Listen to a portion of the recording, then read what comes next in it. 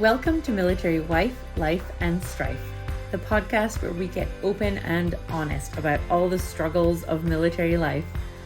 And welcome to the community that has your back no matter what.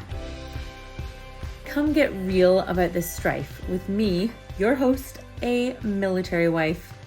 My name is Heather, and today I want to get real with you about deployments. I have been wanting to do an episode just on deployments. We're going to do a separate episode on reintegration because that's a whole other beast. So this is just the deployment timeframe. Now, I do feel like everyone's deployment experience is super different. So I will be sharing some stories from my perspective, which might look really different from someone else's perspective. But I am also going to be sharing some advice I have heard from people. Some of it really helpful, some of it I have used, some of it I have not. And then some funny stories too, because what is hard things in life if we can't laugh at them? So for my experience specifically, my husband, as you may have already heard, he has been in the Army for 13 years and he has been deployed 3 times. He was in for about 5 or 6 years before he even got his first deployment. And that was kind of rare. He felt like he was, behind the curve, but there's no curve in the military. In case anyone has some preconceived notion that you're supposed to have certain things done by certain points in your military career, that might be suggested, but it looks so different for everyone. So if you've been in the military and you have never deployed, that is also okay. If it takes you 6 years before you deploy, that's okay. If you deploy 3 times in 6 years, that's okay. Every one of those stories is real and is different and is legitimate. So for us, he went 6 years without deploying, and the whole reason he joined the military was because he wanted to deploy. So he was very excited about the first deployment. It was one of those deployments where he goes to Europe and he's stationed somewhere in Europe, just helping with the training of the armed forces there, something like that. I don't know enough about it to really speak on it, and probably for a good reason, OPSEC and all that good stuff. But basically, he was stationed in Germany the first time. Now, my husband is of German descent, so he was very excited to go back to the motherland and explore, and he learned German, and he ate all the food, and he visited as many places as he could. He was loving it. He had a great time. We had just had a baby, so from my side of things, we had just bought a house, I had just got a new job, and we had just had a baby. So I decided I was just going to sit tight with the new baby, new job, new house. I was going to take care of things. I did spend a lot of time traveling. I took time while he was gone to visit a friend in California, and I visited a friend in Colorado, and I visited friends in Florida. I traveled a little bit, which was great. Spent a little too much on travel, which we then got to deal with when he came back. That's a whole other story. That's a story for another day. But our first deployment, to be honest, went very smoothly. It was a non-combat deployment, which means he's not in imminent danger. He's not under fire. He's not in an active war zone. It was still a little scary for me because I just worried. He flies helicopters and I was just worried about him. And it was hard not getting to see him every night. But we were long distance in college. We did long distance for 4 years while we were in college. So we had gotten really good at long distance relationships. For us, that means we call each other when we can. We're not the type of people that you call me every night at 10 p.m. before I go to bed.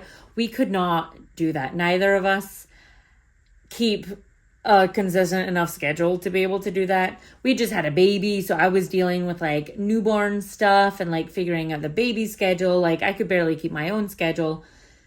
And with what they were doing in Germany at the time, his schedule was all over the place. So it was like maybe once or twice a week we'd get a good phone call, sometimes once a week. Sometimes he would let me know, hey, we're going to be training in this location for a few weeks. You might not hear from me, and I would get a few texts.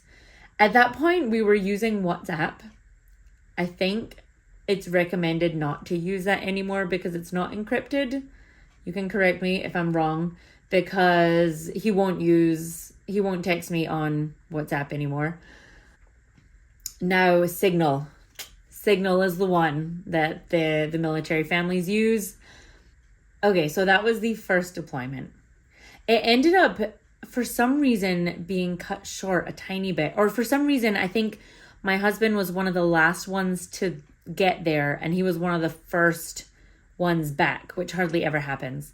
So it ended up only being 8 months long, which was a little shorter time apart, so that was nice. Also, I did go and visit him, kind of. So I said he was in Germany. If you remember, I grew up in Scotland. So I was like, I'm going to visit Scotland while he's gone. Remember I said I spent too much money on travel? I took the baby to Scotland. He was like 7 or 8 months old at that point. We spent 2 weeks in Scotland. And during that time, my husband was able to take like a 4-day pass and come visit me in Scotland. It was a really weird way to visit him. But it worked. It was great. And it happened to be for New Year's, which is a really big deal in Scotland. So we had a great time. That's actually the last time I went to Scotland. That's been a long time. I need to go back. Anyway, so that was an 8-month-long deployment. When he came back, we had another baby. Post-deployment baby. And when she was 1, he deployed again. So this was like a little over a year and a half later, almost 2 years later, he deployed again. It was with the same unit, but this time they went to Afghanistan.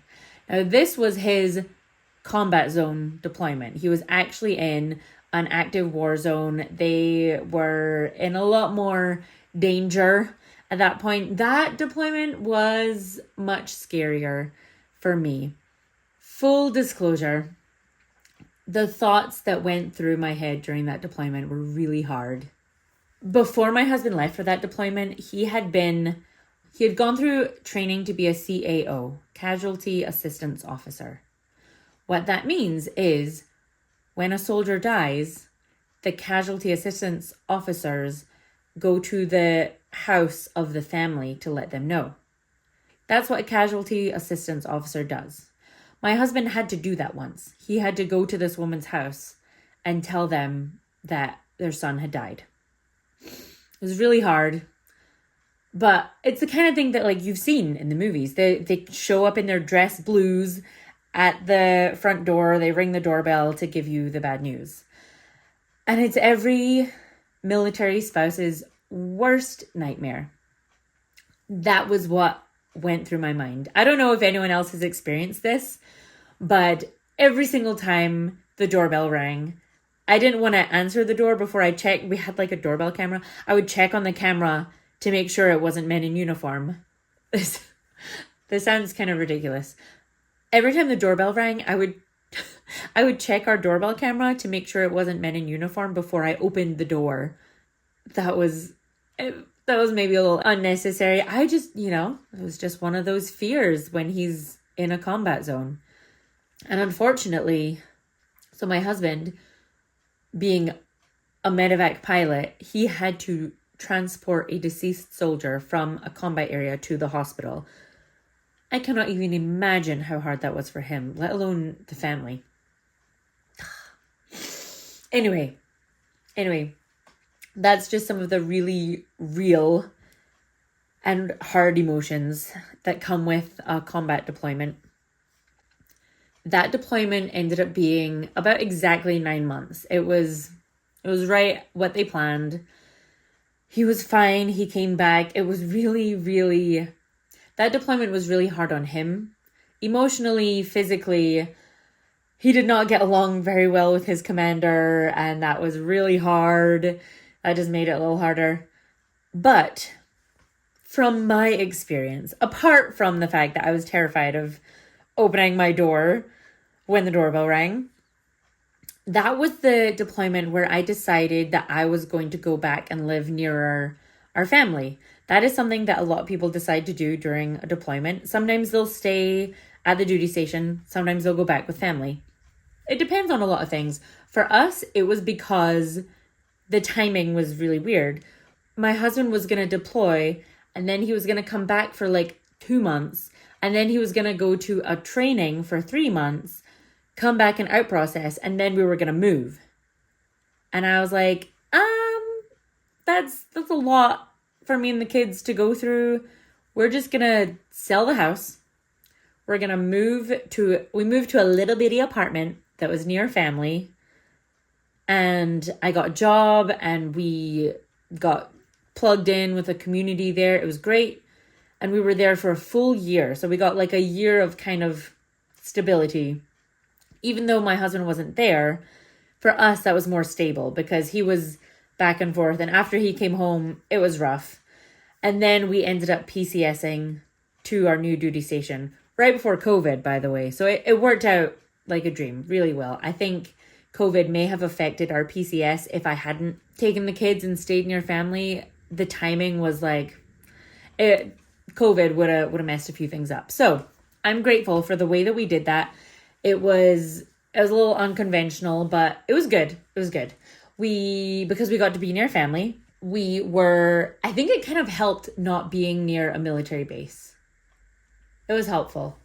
And I was working and I was building a business and it was just, I kept busy. That was good for me. That's what I needed during that deployment. We had a 2 and a 1-year-old. It was a lot. So I needed distractions and I wasn't going to spend all our money on travel this time. I learned that we actually saved a ton of money during that deployment so that the whole point was my husband could buy himself a new car when he came back from deployment because he needed a new car. It was rough. And instead my car died when he got back. So that was fun, but that's a whole other story. The homecoming for that one was weird because we weren't living at that duty station anymore. So me and the kids went back there to visit him when he came home from deployment. And then we had to go back and it was a little rough, but I'm still glad for the way that we did it. It was needed for our family.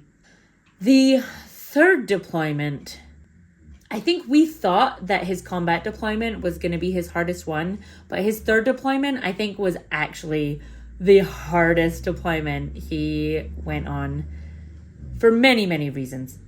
First of all, he was back in Europe. I can't actually remember where he was stationed. Poland, Germany, somewhere in between. I don't know. He was in Europe. It ended up being 10 months long, partly because of what was happening in Europe at that time. That was around the time that Russia was rearing its head and was trying to invade Ukraine. And then I think the invasion happened while he was still stationed there. So everything in Europe was kind of like gearing up to fight back. They were just kind of at the ready. They weren't going to fight back, but they were just ready just in case. And it was just, high tensions. It was hard. And it also happened to be the first time that my husband was a commander. So that was stressful. Going through all that, that was really hard for him. For us, on our side, by this point, we had, I think they were 3 and 4 years old, our kids. No, wait. I think our kids were 4 and 5.5 or 6. And it ended up being a little bit of a longer deployment. But at this point, again, we were settled. We stayed at the duty station this time. But this duty station was only 2.5 hours away from family. So it worked out really well. I was working full time. I was working at school. The kids were at the school with me full time. So it worked out really smoothly for us. They were around a lot of other military kids that just got it. The teachers were amazing. They were very, very helpful during that time. My boss was very understanding during that time because there were some days that were just a little crazy. with deployments. I'll get into that in a minute, but Murphy comes to call during a deployment. And if you know what that means, I'm so sorry. But you know what happens during a deployment. So that deployment was long, and that was really hard. And we were worried. People over here were worried about what's going on in Europe. We don't know what's really happening. And I knew that my husband couldn't really tell me what he knew. That was a mess. That was hard. But probably for him more than it was for me. He was shielding me probably from more things that he knew. The hardest thing during that deployment was I had surgery while he was gone. That was a little crazy, but we made it through. I think also that was harder on him than it was on me. I knew I was going to be fine, but he didn't like that I was going through surgery while he was on the other side of the world. That was hard. But obviously, we're fine. We made it through. We had another baby afterwards. Everything's good. I think that deployment was harder on him, emotionally, physically, all of the things, because of so many reasons. But I think it was easier on us as a couple because by that third deployment, we had figured out a few things. So here's advice from my perspective that we learned through those 3 very different, very unique deployments. And then I'll also share some advice from the community that I've heard, some really good advice from people. My advice is I mentioned before, we got really good at communicating. We figured out our communication styles. Like I said, being long distance in college kind of helped. But we figured out our communication styles. We figured out that we can't call each other every day. That's just not reasonable for us. We couldn't do it. It felt too stressful to try and keep that up all the time. We would text all the time. We would send messages. What we got really good at doing the third deployment is we would send videos to each other. And that was fun. I've since heard people talk about using Marco Polo during a deployment. That sounds like a genius idea. If you've used Marco Polo before, you understand what I'm meaning. But basically, it's like sending video messages back and forth. Perfect. It's genius. And so we would do that a lot, and that helped with our kids. They loved watching the videos of Daddy. He would be waking up in the morning and sending videos to sing goodnight to the kids at night. It was the best because, like I said, our schedules were just crazy. We couldn't always coordinate when we were going to have a live call, but having this live video that the kids could go back and watch whenever, that was wonderful. Especially for our son. He was 6 at the time, and he really struggled with anxiety while his dad was deployed. I mean, he went through 3 deployments in 6 years. That poor child, his first 6 years of life, his dad was gone for half of it. So yeah, he really struggled, and having those videos was awesome. And then our kids would make videos, and they loved that. So we had a good time with that. We also, we had to learn that I had the best intentions of sending all the cute little themed care packages, but I'm not really good at that.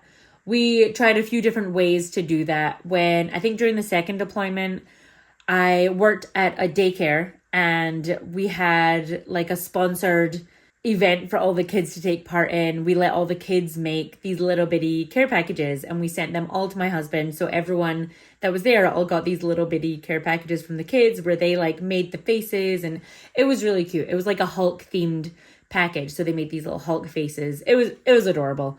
That I was great at. When it came to the third deployment, it was over the Christmas period. And so the school that our kids were at, they were awesome. I mentioned that before. The teachers were awesome. They would teach a lot of life skills in the classes, including sewing. And so I had the great idea of saying that we should teach the kids how to sew Christmas stockings. And so we made Christmas stockings in olive drab green.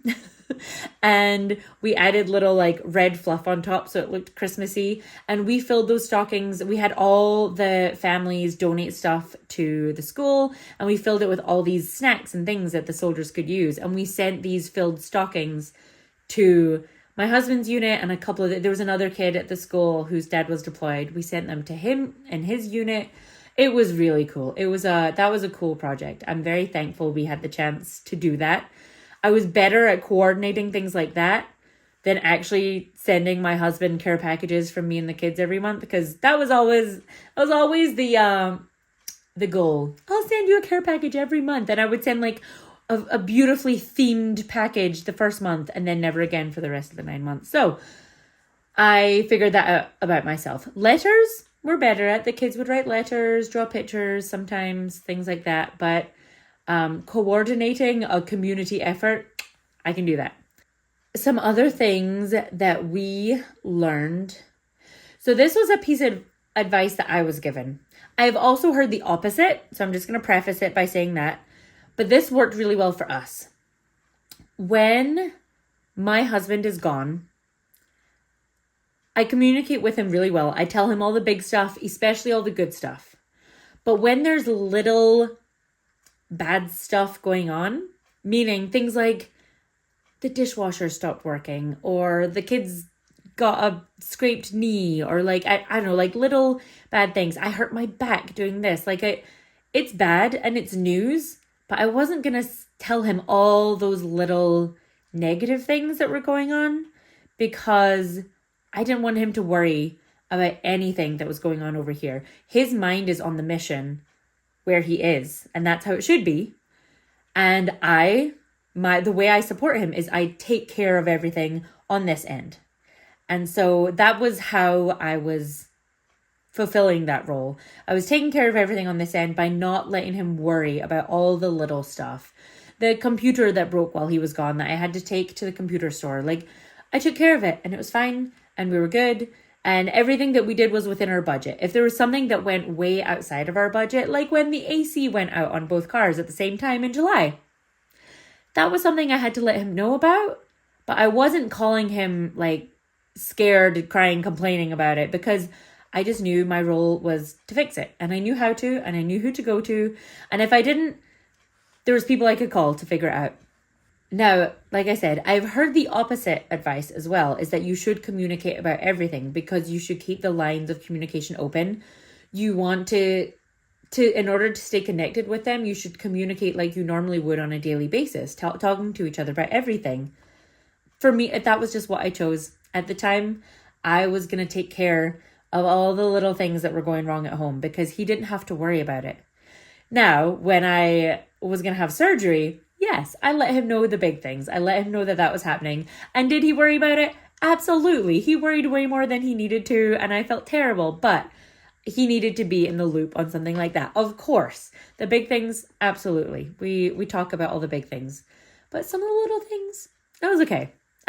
We let them slide, and he later on said he was very thankful that I did not bring all the little stuff to him. And now here's some advice I have from other people in the community that have been very helpful. It's really good advice.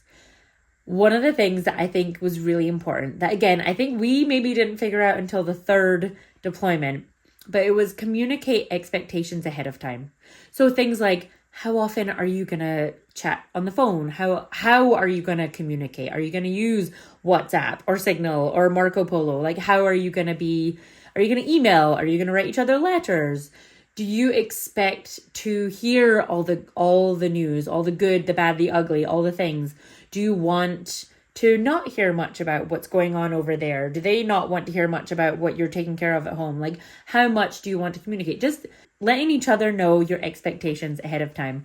That is really important, because, like I said, I think it took us 3 deployments to really understand what the other one wanted and needed. Another big piece of advice that I talk about all the time on this podcast: find community, find your people. Whether you are the one deployed or you are the spouse waiting left behind, you need community. You need people that understand what you're going through, because even my family, they were incredibly supportive and wonderful and helpful. But having someone that I could talk to about deployments, that was really, really helpful. That is really important. You need someone that can understand you, even if it's just one person, your neighbor that's also going through a deployment, or connect with the FRG leader. They can even connect you with people that are close to you, that are anyone. Like, just find your community, find your people, talk to someone at church, find a military spouse that's been through it before. Heck, message me. I'll be your community. Let me know if you're struggling through a deployment. You need people. You need someone who can understand and listen and help. Another piece of advice that I think is great is schedule breaks, especially so if you have kids. This is really important. Schedule breaks. Hire a babysitter or drop them off with family and do something for you within your budget, whether that's go see a movie all by yourself. I remember one time I hired a babysitter, or no, I think I dropped the kids off with family and I went to the movies. I made myself my favorite meal. It was this fettuccine mushroom Alfredo that no one else in my family will eat, just me. So I made this big container of it and I took it with me to the movies. Don't tell them, you're probably not supposed to do that, but I'm sitting in a movie that is not a kid-friendly movie. I was allowed to watch it all by myself. It was great. And I sat there with my fettuccine and I ate the movie. And that's one of my favorite memories from the deployment. It's really stupid. Probably don't tell the movie theater I did that, but it was great. I think the teenagers next to me really love the smell of that mushroom fettuccine. But yeah, schedule your breaks, whether it's to go get your nails done or take a bath or go see a movie or coffee with a friend. Like, schedule times where you can have just me time. So other advice for deployments with kids, if you have children, I've seen people make a deployment wall. I think that's a really, really cute idea. I was not organized enough to do that, where you have like a countdown and you have like kisses from dad every night.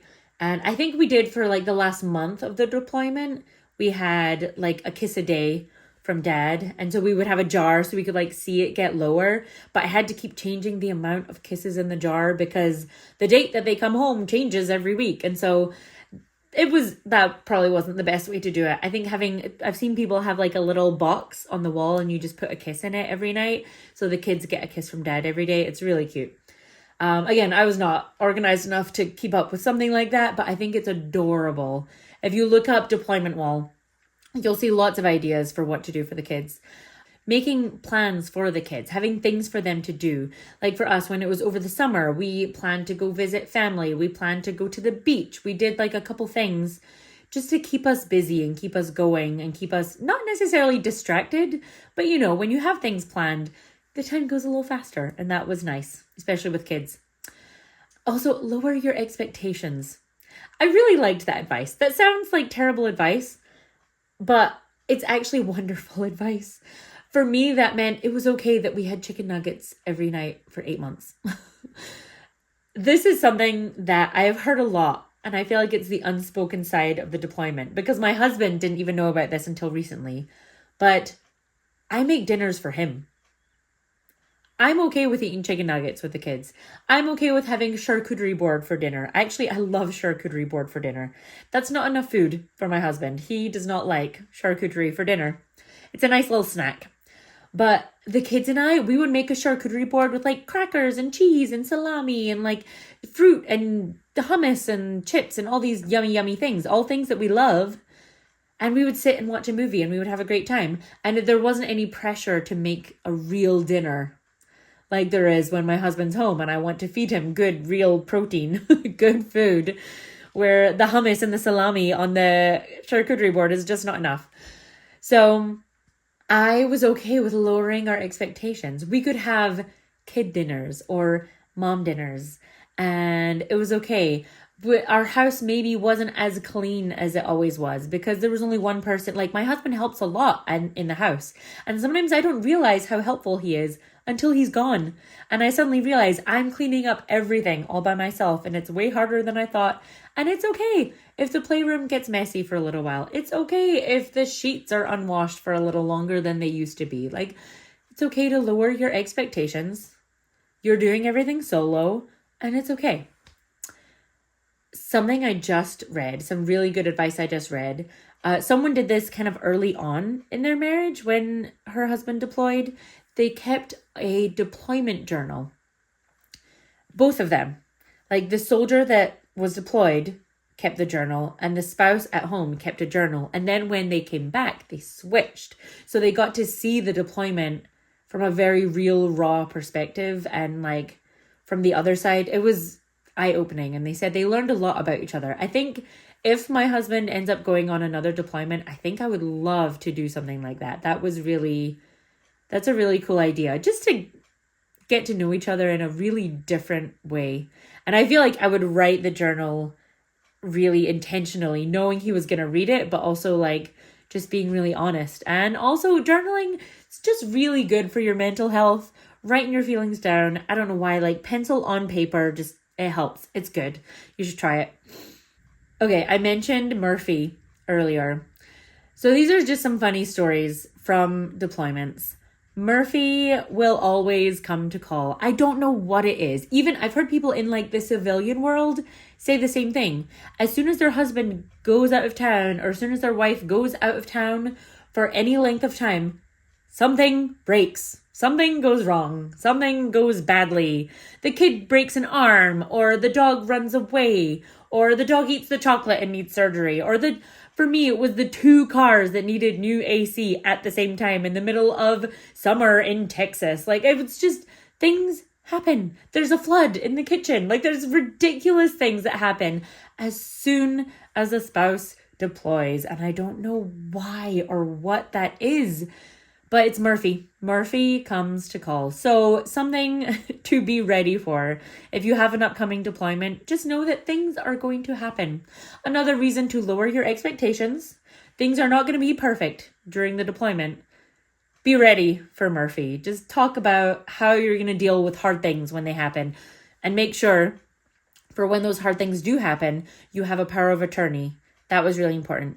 Just because you're married does not mean that you have power to take care of all of his stuff.